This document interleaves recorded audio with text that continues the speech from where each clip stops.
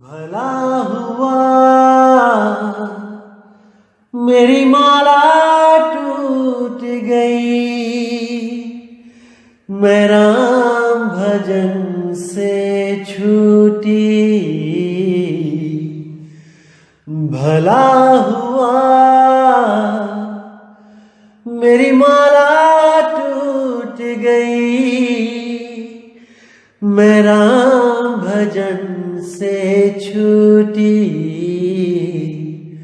मेरे सिर से टली बला, भला हुआ मेरी माला टूट गई, मैं राम भजन से छूटी। मैं राम भजन से छूटी। नमस्कार मेरे प्यारे भाइयों, मेरे परमात्मा के प्यारे जीव हंसों, मेरे मालिक के प्यारे बच्चों, आप सबको मेरा प्यार भरा प्रणाम, नमस्कार। आज दोस्तों जो वाणी में लेके आया हूं वो कबीर सागर से ली गई है और बहुत प्यारी वाणी है। और मुझे पूरी उम्मीद है कि इस वाणी को समझने के बाद आप लोग की विवेक शक्ति बहुत बहुत बहुत ज्यादा बढ़ जाएगी और आप सत्य के और ज्यादा निकट हो जाओगे। और जितना भी पाखंड आपके आसपास जो अधूरे गुरुओं ने फैला रखा है उसको दरकिनारा करके आप सत्य की तरफ निकल पड़ोगे। मुझे पूरा यकीन है आप लोग मूर्ख नहीं हो, आप लोगों के कम विवेक के कारण आपको मूर्ख बनाया जा रहा है। लेकिन मेरे भाई, अगर आपने अपना विवेक जगा लिया तो इस दुनिया में ऐसा कोई शातिर गुरु नहीं है, चालाक गुरु नहीं है जो आपको अपने जाल में फंसा सके। दोस्तों, कोई भी शिकार है केवल इसीलिए वो जाल में फंसता है क्योंकि उसका विवेक कम होता है। कोई भी शिकारी है वो शिकार को ताकत के बल पे नहीं पकड़ सकता, नहीं पकड़ सकता। वो केवल चालाकी के द्वारा शिकार को पकड़ता है, धोखे से मारता है। चाहे आप शेर को ही ले लो, आप डिस्कवरी चैनल देखोगे, शेर चीते भी बड़ी प्लानिंग के साथ बिल्कुल धीरे धीरे धीरे पास पहुंच के हिरण के तब झपट्टा मारते हैं। अगर वो दूर से ही भागना शुरू कर दे तो हिरण कोई कम तेज नहीं दौड़ता, उनके हाथ नहीं लगेगा कभी भी।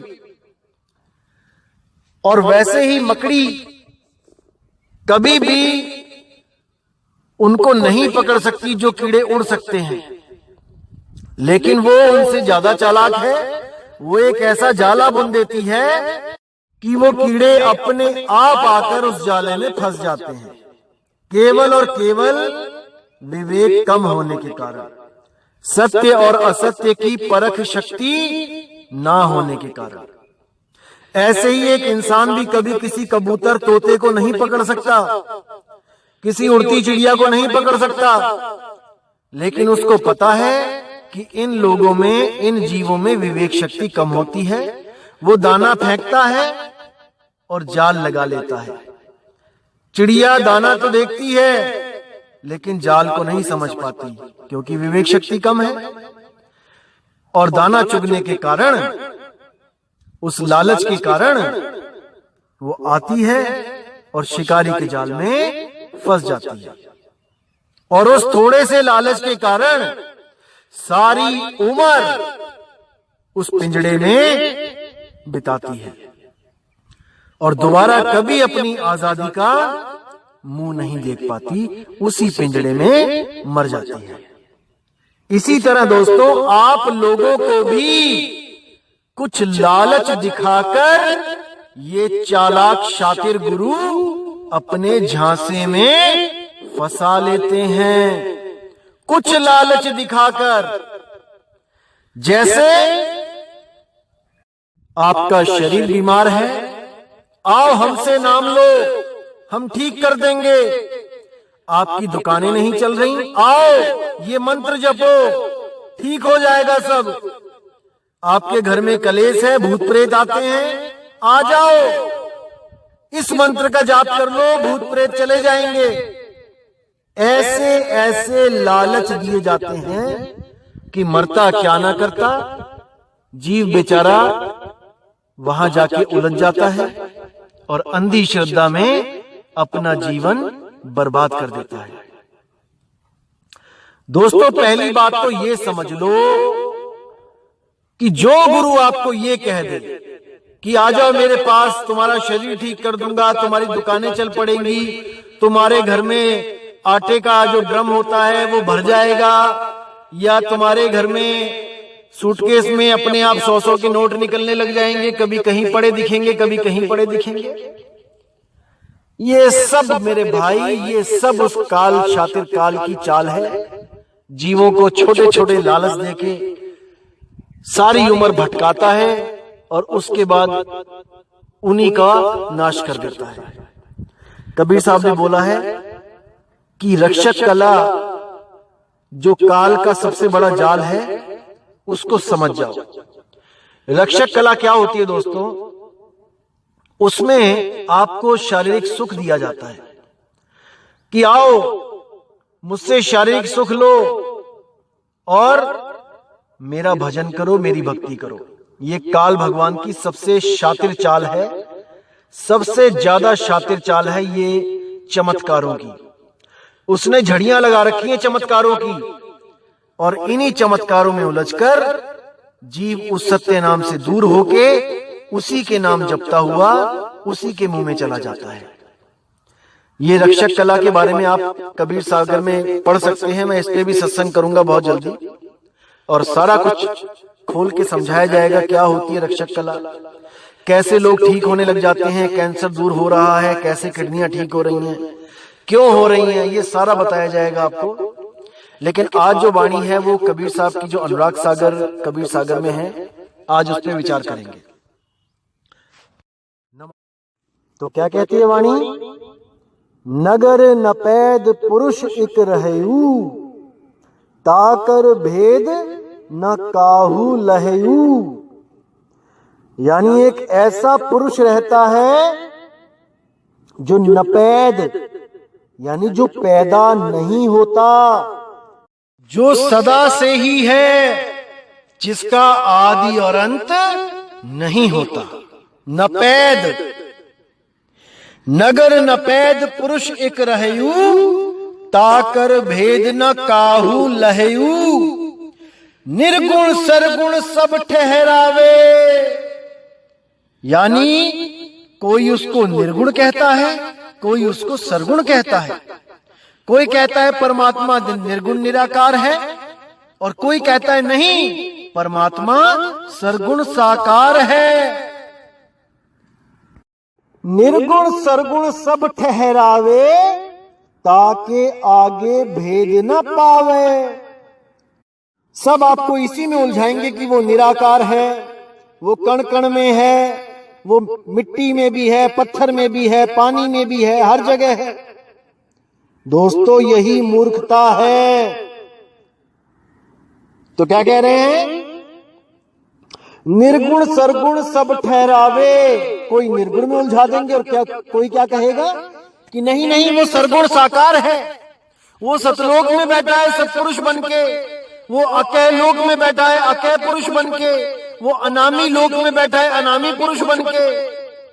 दोस्तों, ये सब भरम जाल है।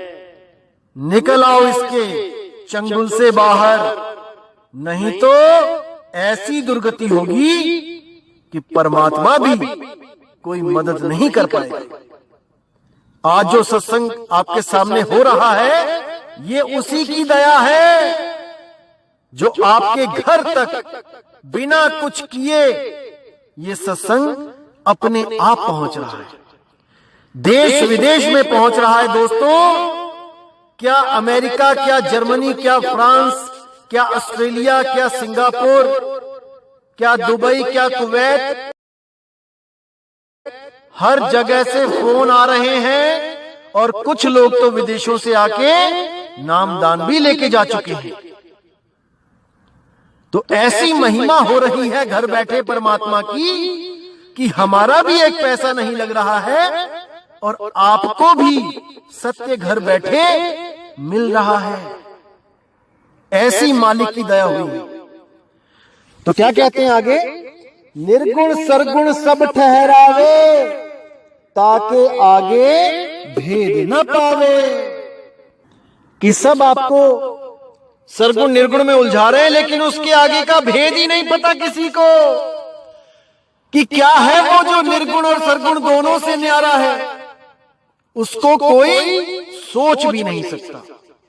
सोचे सोच न हो वही, जो सोचे लख बार, नहीं समझ सकता कोई, जब तक उस परमात्मा की दया नहीं होगी आप पर। अब कहते हैं, धर्म दास तोहे कहो बुझाई, निर्गुण ररंकार है भाई। जो ररंकार की धुन जो 10वें द्वार पे हो रही है वो निर्गुण है, वो शब्द नहीं है। समझ जाओ इसको। निर्गुण नाम निरंजन होई, पुरुष भेद पावे नहीं कोई। यही वो अनहद नाद है, धुने हैं, जिसको निरंजन काल बोला गया है। इसी काल की धुने आपको उलझा उलझा के मारेंगे। उससे अच्छा है कि आप सत्य को पक्षपात किए बिना विवेक के द्वारा समझें। क्या कहती हैं ये वाणियां, निर्गुण नाम निरंजन होई, पुरुष भेद पावे नहीं कोई। उस पुरुष का, उस शब्द गुरु का भेद किसी को नहीं पता लग सकता, किसी को नहीं। निर्गुण कहिए सोहंकारा, पुरुष भेद ताहू से न्यारा। जो लोग सोहंग का जाप करते हैं, उसी को निज नाम समझ लेते हैं, उनके लिए बोला जा रहा है कि भैया पुरुष भेद ताहू से न्यारा। उस सोहंग को जब के भी आपको वो परमपिता परमात्मा शब्द गुरु नहीं मिल सकता, नहीं मिल सकता। और कुछ लोग बहुत शातिर कालदूत हैं जो वो कबीर साहब की वाणियों को तोड़ मरोड़ के आपको ये सिद्ध करने की कोशिश करेंगे कि सोहंग ही जपना है, वो अजपा जाप है। कैसे कहेंगे कि सोहम शब्द निरक्षर वासा, ताही भिन्न कर जपिए दासा। इस वाणी को बोल के क्या कहेंगे आपको कि कबीर साहब कह रहे हैं इसको भिन्न कर लो, अलग अलग कर लो। अरे मेरे भाई, भिन्न करने का मतलब तो समझ लो पहले। भिन्न का मतलब होता है एक से दूसरे का कोई संबंध ना रहना, उसको कहते हैं भिन्न। जैसे जल में रहने वाले 5 भिन्न भिन्न प्राणियों के नाम बताओ, तो मेंढक, मछली, मगरमच्छ, कछुआ और ऑक्टोपस, ये पांचों ही भिन्न भिन्न प्राणी हैं। इसमें आधा आधा नहीं करना उसको कि आधी मछली जल में रहती है और आधी जल के बाहर। मूर्ख बना दिया इन लोगों ने, मूर्ख। भिन्न का मतलब होता है नकली को छुड़ाए, असली को लखाए। जैसे आप चावल बीनते हो, कोई गेहूं बीनते हो, उसमें जो कंकड़ होता है उसको भिन्न कर देते हो, अलग कर देते हो। सतगुरु ऐसा चाहिए जैसा सूप सुहाए, सार सार तो गही रहे, थोथा दे उड़ाए। इसीलिए साहिब ने जौहरी का नाम लिया है। जो जन होंगे जौहरी, रतन लेंगे बिलगाए। बिलगाए मतलब भिन्न भिन्न कर लेंगे, नकली तो वापस कर देंगे, असली ग्रहण कर लेंगे। जो जन होंगे जौहरी, रतन लेंगे बिलगाए। सोहम सोहम जपी मुआ, मिथ्या जन्म गवाए। जो भी सोहम का जाप कर रहा है उसका जन्म मिथ्या जा रहा है मेरे भाई। उसको तो ये भी नहीं पता कि मेरा निज नाम क्या है, मेरा निज घर कहां है, मेरा निज ठिकाना कहां है। सुरती रमाली सोहंग में सोहम क्या है? पवन। पवन को ही सोहंग कहते हैं भाई। पवन ही सोहंग है, बिना पवन के सोहंग नहीं है। इसका खुलासा मैं पूरा करूंगा आपको कि कैसे ये सुरती सोहंग हो जाती है और सोहंग से पहले वो किस अवस्था में रहती है, ये सब बताया जाएगा। थोड़ा सा इंतजार करें आप। लेकिन इन चालाक कालदूतों से भी सावधान रहें, इन शातिर लोगों से सावधान रहें, जो घुमा फिरा के आपको फिर वहीं लेके आ जाएंगे कि तुम जीव हो, सोहम तुम्हारा निज नाम है और तुम इसी को जपो। दोस्तों बिल्कुल नहीं। जौहरी का काम कभी नहीं होता किसी चीज को तोड़ना। जौहरी का काम होता है असली को ग्रहण करके नकली को छोड़ देना, ना कि उसको तोड़ के आधा आधा रख लेना अपने पास। बिल्कुल गलत है। भ्रम में मत पड़ना। कबीर साहब की वाणियों में बहुत गुप्त रहस्य हैं जो सबके बस की बात नहीं है समझना। दिमाग में डाल लो ये बात। वाणी सब कथेंगे कबीर साहब की, लेकिन अर्थ मनमाना करेंगे। जितनी लेवल की उतनी बुद्धि होगी उनकी, उतना ही अर्थ करेंगे। खुद तो भ्रम में रहेंगे, 84 में जाएंगे और आप लोगों को भी अपने पीछे पीछे ले जाके 84 में गोते खिलाएंगे। बिल्कुल भ्रमित मत होना मेरे भाई, एक एक चीज खोली जाएगी। अब आगे कहते हैं, निर्गुण कहिए ओ ओंकारा, पुरुष भेद है अगम अपारा। अब कुछ लोग ओंकार को वो सारनाम मानने लग जाते हैं कि ओम की धुन कभी नष्ट नहीं होती। अरे मेरे भाई, जिस धुन में पहले से ही त्रिगुणी माया बैठी है, मतलब 3 अक्षर रमे हुए हैं, उसका अंत कैसे नहीं होगा? कौन कौन से अक्षर हैं ओम शब्द में? पहले तो शब्द और अक्षर में फर्क जान लो भाई। अक्षर कहते हैं अल्फाबेट को, इकाई को, जैसे आ आ ई उ ऊ ए ये होते हैं अक्षर। और शब्द होते हैं जब कुछ अक्षर मिलके एक शब्द का निर्माण करते हैं, जैसे कलम, कलम। तो कलम में 3 अक्षर हैं, क ल म, लेकिन ये तीनों मिलके क्या बन गए? शब्द बन गए। ऐसे ही ओम एक अक्षर नहीं है, ओम शब्द है। कबीर साहब ने 2 अक्षर बोला है, ना कि शब्द बोला है। 2 अक्षर। तो जो ओम शब्द है उसमें 3 अक्षर हैं। कौन से हैं? आ ओ म, यानी आ से अकार, ऊ से उकार, मां से मकार। इन लोगों को तो यह भी नहीं पता कि ओमकार शब्द है कि अक्षर है, और बातें करते हैं 2 अक्षर के भेद बताएगी। दोस्तों कुछ लोग ओम सोहम जपते हैं श्वासों में, कुछ लोग बिना श्वासों में जपे मुंह से जपते हैं मन में। वो कैसे जपते हैं? जैसे सीधे मन में ओम सोहम ओम सोहम ओम सोहम करने लग जाते हैं। या फिर कुछ गुरु ऐसे हैं जो इसको तोड़ के दे देते हैं, जैसे अकार उकार मकार सकार हकार। अकार उकार मकार यानी अ उ म ओम, उसके बाद सकार हकार यानी कि सो हंग सा और हा। अकार उकार मकार सकार हकार, ये नाम भी चलता है कबीर पंथियों में। मतलब कि ऐसा उलझा दिया इस जीव को कि ले रबदाना, लेके दिखा कैसे लेगा रबदाना। लेकिन जो विवेकी हंस हैं वो इस ज्ञान को समझ के एक पल भी उस अधूरे गुरु की शरण में नहीं रह सकते, नहीं रह सकते। और जो विवेकी नहीं है उनसे तो भाई हमें कोई उम्मीद भी नहीं है। वो तो वहां ऐसे चिपके रहेंगे जैसे कोई पेड़ गिर भी जाए लेकिन कुछ पत्ते उसके साथ हमेशा लगे रहते हैं और उसके साथ ही सूख के खत्म हो जाते हैं। ऐसे अविवेकी शिष्य जो ज्ञान को समझ के नहीं, अपने लाभ के लिए जुड़े होते हैं गुरुओं से। कि मेरी दुकान से ही चलने लग गई नामदान लेके, मैं छोड़ दूंगा गुरु को तो कहीं मुझे नुकसान ना होने लग जाए। कि मेरी किडनी ठीक हो गई, अगर मैं गुरु को छोड़ दूंगा मेरी किडनी ना खराब हो जाए। कि मेरा लीवर ठीक हो गया, अगर गुरु को मैंने कुछ ऐसा गुरु के बारे में तो नामखंड हो जाएगा और मेरा दोबारा लीवर खराब हो जाएगा। ऐसे भ्रमित लोगों के लिए दोस्तों ये मदन साहिब का पंथ है भी नहीं, हमें ऐसे लोग चाहिए भी नहीं।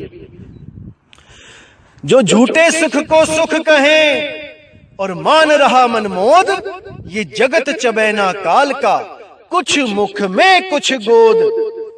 इन झूठे सुख के कारण जो नाम की परख करने से भी परहेज कर लेते हैं दोस्तों, उनके लिए काल का मुंह ही है सतलोक। वहीं जाके उनको आराम मिलेगा, जो अभी नहीं जानना चाहते कि उस काल को कैसे मारा जा सकता है। तो दोस्तों आपने विचार करना है कि क्या बताया जा रहा है आपको। तो आगे क्या कहते हैं, निर्गुण कहिए मन को रूपा और परम पुरुष है अगम अनूपा।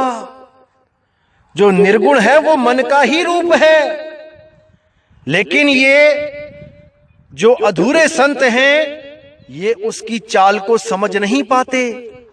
ये नहीं समझ पाते कि वो जिसका दर्शन कर रहे हैं उस ज्योत स्वरूपी का वो मन है, मन तू ज्योत स्वरूप है। लेकिन ये लोग नहीं समझ सकते और सारा दिन ये वाणियां भी गाते रहते हैं, तब भी उनकी विवेक शक्ति इतनी नहीं बढ़ती कि सत्य और असत्य का भेद पता कर सके, सत्य और असत्य को अलग अलग कर सकें। क्योंकि सतगुरु की कमी है उनके जीवन में, कोई भेदी गुरु नहीं है उनके जीवन में। तो कहते हैं मन के बहुत से रंग हैं, छिन आवे छिन जाए, एक रंग में जो रंगे सो जन संत कहाए। ये मन के ही रंग हैं जो तुम्हें रूहानी मंडलों की सैर करवाता है। पिंडी मन, ब्रह्मंडी मन, ये दो तरह के मन हैं। पिंडी मन में साकार देवी देवताओं के दर्शन करवाता है और ब्रह्मंडी मन में तुम्हें निर्गुण निराकार माया के दर्शन करवाता है, उस ज्योत स्वरूपी अलख निरंजन के दर्शन करवाता है। इसी में उलझा उलझा के मारता है। कभी सतपुरुष बन के बैठ जाता है सिंहासन पे, कभी अलग पुरुष बन के बैठ जाता है, कभी अनामी पुरुष बन के बैठ जाता है। और आप लोगों को यही नहीं पता लगने देता कि सत्य है क्या। बस आप उस प्रकाश को देखते रहते हो, उस माया को देखते रहते हो और सोचते हो कि मेरी तो मुक्ति हो गई, मैं तो निकल गया उसके जाल से। जैसे कोलू का बैल, आंखों पे तो पट्टी बंधी होती है, पूरा दिन चक्कर काटता रहता है कुएं का और सोचता है मैं तो कितने ही किलोमीटर दूर निकल गया, अब मैं बंधन से दूर हो गया हूं। लेकिन जब उसकी पट्टी खोली जाती है शाम को, तो देखता है कि वहीं कुएं के चक्कर लगा रहा है, क्योंकि वही चक्कर घूम घूम के उसके सामने आ रहा है। जहां से चलता है वही चीज घूम के पुनः पुनः उसके आगे आती रहती है और वो सोचता है कि मेरा सफर चलता ही जा रहा है, चलता ही जा रहा है, मैं चलता ही जा रहा हूं, सफर करता ही जा रहा हूं। कुआं तो बहुत पीछे छूट गया होगा, लेकिन ये नहीं पता भाई घूम के तुझे फिर वही चीजें, वही रास्ता, वही जगह तुम्हें घूम के पकड़ा दी जाती है। तुम फिर से चल के फिर वहीं पहुंच जाते हो। इसका उदाहरण मैं आपको कर्णेनु दीदार में दिखाऊंगा, जहां पर आप देख के ही हैरान हो जाओगे कि इतनी गहरी वाणी लिखी है लेकिन किसी की नजर ही नहीं पड़ रही है वहां पे। जब मैं पार्ट 2 बनाऊंगा तब आपको एक एक चीज समझ में आएगी। तो क्या कहते, तो आगे कहते हैं निर्गुण कहिए मन को रूपा, परम पुरुष है अगम अनूपा। निर्गुण कहिए शक्ति अपारा, पुरुष भेद ताहू ते न्यारा। आप दोस्तों थोड़ा विचार करो, इस शब्द में 5 नाम आए हैं, ज्योत निरंजन, ओंकार, रारंकार, सोहम और यहाँ पे शक्ति। असल में ये नाम शुरू से ही युगों युगों से चलते आ रहे हैं। ज्योत निरंजन, ओंकार, रारंकार, सोहम, शक्ति, ये नाम हमारे पूर्वज, जो हमारे ऋषि मुनि, पीर पैगंबर, ये सब यही नाम जपते आ रहे हैं और इन्हीं नामों को जप जप के अपना जन्म बर्बाद करते आ रहे हैं। इसलिए जब कबीर साहब ने आके यहाँ पुकारा कि 5 नाम और 5 मुद्रा सोई निश्चय जाना, तिसके आगे पुरुष पुरातन तिनकी खबर न जाना।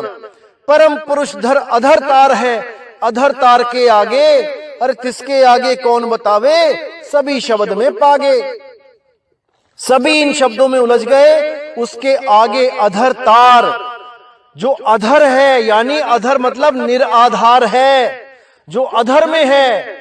अधर द्वीप तहाँ गगन गुफा में है निज वस्तु सारा, ज्योत स्वरूपी अलख निरंजन धरता ध्यान हमारा। उस अधर तार को कौन जानेगा, जिस पर सतगुरु की दया हो जाएगी, वो इन 5 नाम से न्यारा हो जाएगा। तब कबीर साहब ने ये वचन पुकारा था, संतों सब शब्द ही शब्द बखाना, शब्द ही फांस फंसे सब कोई, शब्द नहीं पहचाना। मैं आगे करूंगा इस पे भी सत्संग। तो जब कबीर साहब ने खुलासा कर दिया कि ये ज्योत निरंजन, ओंकार, आरंकार, सोहम, शक्ति, ये नाम जप के कोई फायदा नहीं भाई, सब गर्भ में आओगे, तब इन चालाक कालदूतों ने क्या किया, इन्होंने शक्ति हटा के सतनाम फिट कर दिया, ताकि जीव को बिल्कुल भी भ्रम ना हो, शंका ना हो कि हम नकली हैं, क्योंकि हम तो सतनाम दे रहे हैं जपने के लिए। क्योंकि साहिब की वाणी प्रमाणित करते हैं कि सतगुरु सोई सतनाम बतावे, बाकी गुरु कोई काम न आवे। गुरु वही है जो केवल और केवल सतनाम लखा दे। सतनाम के बिना अगर कोई भी नाम देता है तो वो अधूरा है। लेकिन सतनाम का मतलब तो समझ लेते। सतनाम का मतलब है सच्चा नाम, कि सतगुरु वो है जो सच्चा नाम दे दे, उस सच्चे नाम के अलावा कोई नाम ना दे। लेकिन इन लोगों ने क्या किया, 4 नाम तो वही रहने दिए और 5वां नाम शक्ति हटा के सतनाम फिट कर दिया और जीवों को भरमा दिया। अब जीव यही सोच के बैठे हैं कि नहीं नहीं 5 रूहानी मंडल हैं, उनमें से पहले का धनी जो है वो ज्योत निरंजन है। आधों को तो ये भी नहीं पता ज्योत निरंजन का मतलब क्या होता है।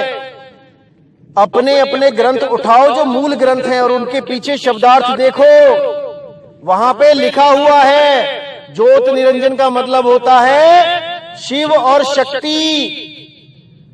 अरे वही शिव और शक्ति जिनको आप मंदिरों में पूजते थे और गुरुओं की वाणी पढ़कर उन्हीं शिव शक्ति से पीछा छुड़ाने के लिए आप सतगुरु धारण करते हो, वो सतगुरु ही आपको शिव शक्ति का नाम जपवा रहे हैं। आपको हवा भी नहीं लगने दे रहे हैं कि हम किसके पुजारी हैं। दिखावा पूरा करेंगे कि हम मंदिर नहीं जाते, हम शिव की पूजा नहीं करते, हम शक्ति की पूजा नहीं करते, लेकिन नाम तो वही जपवा रहे हो। अरे कान इधर से नहीं तो घुमा के उधर से तो पकड़वा रहे हो।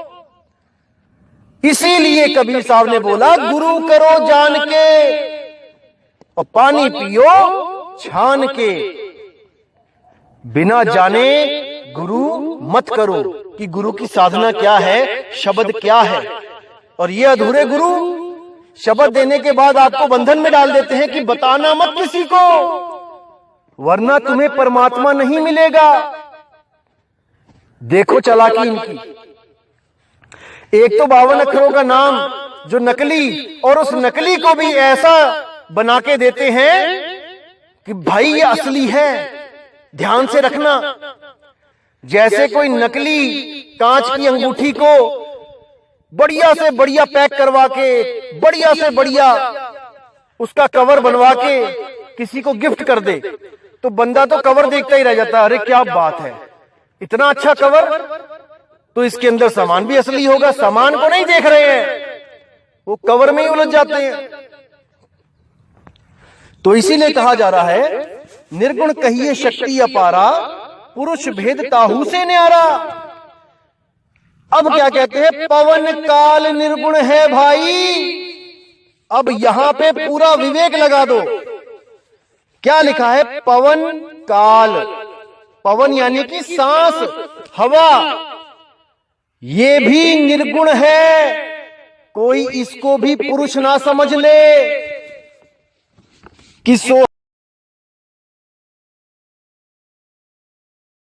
या श्वासों पे ध्यान लगा के उस हवा को ही परमात्मा मानने लग गए, उस पवन को परमात्मा मानने लग गए। बिल्कुल नहीं। पवन काल निर्गुण है भाई, पुरुष परम पद कहू ना जाई। वो परम पुरुष का जो पद है उसको मैं बयान नहीं कर सकता, वो इस पवन से भी न्यारा है। नजर न आवे निर्गुण सोई, दृष्टि पड़े सोई सरगुण होई। जब तक कोई चीज नजर नहीं आती वो निर्गुण है, और जैसे ही उस पर दृष्टि पड़ जाए वो सरगुण है। निर्गुण सरगुण दोनों से न्यारा, जानेगा कोई जाननहारा। कि निराकार और साकार इन दोनों से परे जो अवस्था है वही परम पुरुष की अवस्था है। आप जब तक अपनी सुरती को इन निर्गुण और सरगुण शब्दों से परे नहीं लगाओगे, जब तक आपको इस जीव अवस्था में ही रहना पड़ेगा। ज्यादा से ज्यादा आप हठ योग करके ब्रह्म अवस्था तक पहुंच सकते हो, इससे आगे आप नहीं जा सकते। कभी निर्गुण में जाओगे, फिर सरगुण में आ जाओगे, फिर सरगुण से निर्गुण में आ जाओगे। यही चलता रहेगा हमेशा हमेशा के लिए। अगर इससे बचना है तो मेरे भाई संतों शब्द साधना कीजिए, संतों शब्द साधना कीजिए। और ये कोई साधना नहीं है कि आपको बहुत बड़ी साधना करवाई जाएगी। इसका मतलब क्या होता है, सुरती समाये शब्द में वाको काल ना खाए। इसको क्या समझना है आपने, जैसे आपके सामने एक हॉरर मूवी चल रही है, भूत प्रेत आ रहे हैं, और आपकी सुरती इतनी रमी हुई है उसमें, टीवी में, उस थिएटर में, कि आपको लग रहा है कि ये तो सच में आ गया मुझे खाने। क्योंकि आप ये भूल जाते हो कि आप थिएटर के उस सीन से, उस टीवी की स्क्रीन से बाहर हो। वो भूत प्रेत चाह के भी आपको नहीं पकड़ सकता, लेकिन आपको डराता है, भरमाता है। इसीलिए बोला गया है सुरत समाये शब्द में। एक जो सतगुरु होता है वो आपकी सुरती को पर्दे से हटा के, टीवी से हटा के आपको चेता देता है कि तू टीवी से बाहर है। अब इसमें कहीं आना और जाना वाला नहीं है हिसाब। आप उस थिएटर के अज्ञान से बाहर आ गए हो, बाहर आ गए हो। अब आपको पता लग गया है कि चाहे कितना ही बड़े से बड़ा खतरनाक से खतरनाक भूत प्रेत क्यों ना आ जाए टीवी में, वो बाहर नहीं निकल सकता, मुझे नहीं पकड़ सकता, क्योंकि उसकी हद केवल टीवी के अंदर ही है। इसी तरह जब आपकी सुरती को 3 लोक से बाहर लगवाया जाता है, तब वो काल वहां नहीं पहुंच सकता। अरे हम जहां रहे काल तहां नहीं, और काल ही जीत हंस ले जाही। तो समझना है मेरे भाई इन बातों को विवेक के द्वारा, परख के द्वारा। तो उम्मीद करता हूं दोस्तों आज के सत्संग से आपको इतना समझ में आ गया होगा कि जो भी आपको कोई निर्गुण और सरगुण की बात करे कि परमात्मा निराकार है या परमात्मा साकार है, इन दोनों से न्यारे हो जाओ। अरे कोई सरगुण में उलझ रहा, कोई निर्गुण ठहराए, और दादू चाल कबीर की मुंह से कही ना जाए। निर्गुण सरगुण गंध पसारा, दोनों पड़ गए काल की धारा। तो समझना है मेरे भाई, इन बातों को बहुत ही गहनता से समझना है, पूरा विवेक लगाना है, और लोगों के जो अज्ञान है उनके पास, उसमें भ्रमित नहीं होना है, विवेक लगाना है। अरे बहुत लोग आएंगे हमारे खिलाफ बोलने, आप देखते जाओ, हजारों लोग आएंगे, हजारों। क्योंकि मुझे पता है भाई, जब अवैध दुकानें बना दी जाती हैं शहर में, सरकारी प्लॉट में, जब कोई घर बना लेता है और जब वहां पे बुलडोजर चलाया जाता है, तो वो लोग भी अपनी जान हथेली पे रख के बुलडोजर के आगे लेटने को तैयार हो जाते हैं। अरे भाई हमारी दुकानें मत तोड़ो, हमारे घर मत तोड़ो। अब देखो, ना तो वहां उनकी जमीन है और ना ही वहां उनका कोई रजिस्ट्री है, लेकिन फिर भी वो अपनी जान देने को तैयार है, क्योंकि मरता क्या ना करता। ऐसे ही इन लोगों के जो अज्ञान की दुकानें हैं, अब बुलडोजर चलने वाला है दोस्तों, दर्द तो होगा, ये तो मुझे पता है। लेकिन मैं फिर भी उन लोगों से कहूंगा कि मुझे अपना दुश्मन ना समझें। मैं यहां पर किसी का नुकसान करने नहीं आया हूं, मैं केवल आपको सत्य बताने आया हूं। आप लोग भी परमात्मा के ही जीव हो, बस आपको गुरु पूरा नहीं मिला है, यही आपका जो दुर्भाग्य है। लेकिन अब मालिक ने दया करके इस ज्ञान को जब सामने रख दिया है, तो आप लोग को चाहिए कि अपने आत्मा का कल्याण करो, इस ज्ञान को समझो। अगर इसमें कोई त्रुटि दिखती है तो आप मुझसे संपर्क करो, इसको समझने की कोशिश करो। हम यहाँ पे जीतने और हारने नहीं आए हैं कि कोई सोचे कि अगर मैं इसके पास चला गया, इन लोगों के पंथ में चला गया, तो मैं हार जाऊंगा। नहीं भाई, हराना तो हमने उस काल को है, उसी काल को हरा के हम हमेशा के लिए अपने निज स्वरूप में स्थित हो सकते हैं।